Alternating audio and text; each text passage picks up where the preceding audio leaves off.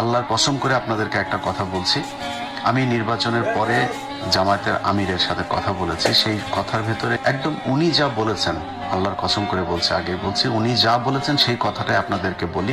ওনার মুখ দিয়ে বললে হয়তো আপনাদের বিশ্বাস নাও হতে পারতো। আমি ওনাকে জিজ্ঞেস করেছিলাম যে আপনারা নির্বাচনের দিন যখন সন্ধ্যার পরে বিভিন্ন কেন্দ্রে ভোট গণনা শুরু হওয়ার পরে আমরা প্রথম দিকে দেখলাম যে সবগুলো আসনে সবগুলো কেন্দ্রের ভোট যখন ফলাফল প্রকাশ হচ্ছে তখন দেখা যাচ্ছে যে দাঁড়িপাল্লার ভোট বেশি। হঠাৎ করে বিভিন্ন জায়গায় ভোট গণনা বন্ধ হয়ে গেল। জামাতের আমির উনি এই কথাটা বলেছেন যে আমাদের যদি নাকি ওই সময় ইলিয়াস আমরা যদি নাকি গ্যাঞ্জাম করতাম তাহলে আমাদের কাছে গোয়েন্দার তথ্য ছিল যে এখানে আওয়ামী লীগ নামবে মাঠে এবং আওয়ামী লীগের সাথে বিএনপির কিছু লোকজন নামবে, নেমে তারা প্রচন্ড বিশৃঙ্খলা করবে, দেশটা একটা গৃহযুদ্ধের দিকে যাবে। আমরা ওই দিকে যেতে চাইনি, এই জন্য আমরা কোনো কিছু বলি নাই।